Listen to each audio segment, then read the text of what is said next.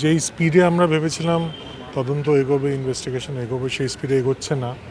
এবং সেই জায়গা থেকেই যারা আমরা রাহুলের খুব কাছের মানুষ ছিলাম, যারা কাছের বন্ধু ছিলাম, তারা অনেকদিন ধরেই ছটফট করছিলাম।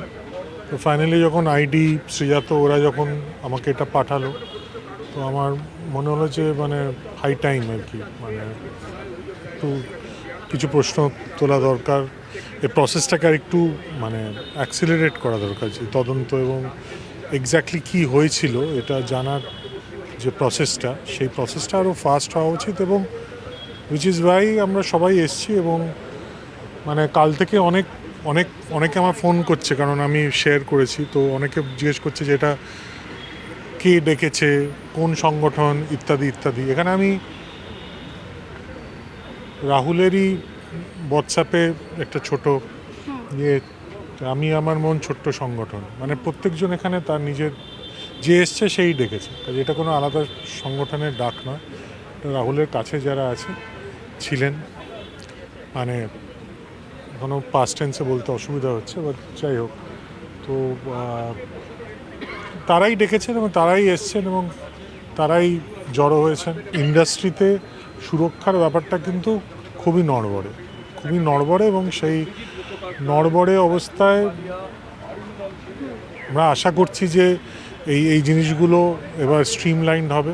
এবং এখন তো এই ব্যাপারটা একটা সর্বভারতীয় জায়গায় চলে গেছে, কারণ সর্বভারতীয় একটা ফোকাস পড়েছে ঘটনার উপর। এবং সারা ভারতবর্ষে যেখানে যেখানে শুটিংয়ের নিরাপত্তা বা সুরক্ষা নিয়ে প্রশ্নবোধক চিহ্ন আছে বা ব্যাপারটা নড়বড়ে, সেই জিনিসটা হোপফুলি এটার পর আরও স্ট্রিমলাইনড হবে, লোকজন এটা সিরিয়াসলি নেবে এবং ব্যাপারগুলোকে অ্যাকচুয়ালি অ্যাপ্লাই করা হবে। এবং এখানে অবভিয়াসলি বাজেটের একটা ব্যাপার চলেই আসে, কিন্তু সেটা প্রযোজনা সংস্থা এবং চ্যানেল সেই ব্যাপারটা ইনশিওর করবে। আর লাস্ট প্রশ্ন, রাহুলের খুব একটা ছবি পরিচালনা করার ইচ্ছা ছিল, সেই স্ক্রিপ্টটা তুমি পরিচালনা করতে চাও কিনা বা সেরকম কোনো ভাবনা এগোচ্ছে কিনা?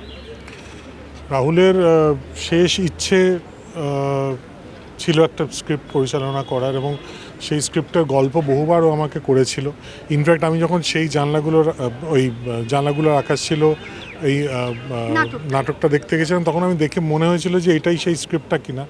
তো তখন রাহুল বলে যে না, এক্স্যাক্টলি সেম স্ক্রিপ্ট নয়, তবে সেই স্পিরিটের, সেই সেন্টিমেন্টের, সেই ছোট ছোট কলোনির সুখ দুঃখের গল্প নিয়ে ওই স্ক্রিপ্টটাও। এবং এই স্ক্রিপ্টটার গল্প আমি গৌরবের কাছে শুনেছি, রিধিমার কাছে শুনেছি, ইন্দ্রাশিসের কাছে শুনেছি, আমাদের যে একটা সার্কেল আছে তার কাছে শুনেছি, রানার কাছে শুনেছি, কারণ ছবিটা রানার করার কথা ছিল। তো কে করবে সেটা ইম্পর্টেন্ট নয়, তবে আমি ডেফিনেটলি চাই ছবিটা হোক, কারণ এটা রাহুলের শেষ ইচ্ছে ছিল এবং আমি চাই সেটা পর্দায় এই ইচ্ছেটা রূপান্তরিত হোক। সত্যি আমরা আগে থেকে সব রকম নিরাপত্তা ব্যবস্থা থাকলে আজকে এইভাবে, প্রথম কথা, একটা তরতাজা প্রাণ হারাতে হতো না আমাদের, আর আমাদের প্রতিবাদ মিছিলে নামতেও হতো না। কিন্তু আসলে আমরা এই ছোটোবেলা থেকে এইভাবেই তো শুটিং করে এসেছি, কখনো সেফটি মেজার ছিলও না, কখনো সেভাবে নিজেরাই করেছি, নিজেদেরকে সেফ রাখার চেষ্টা করেছি।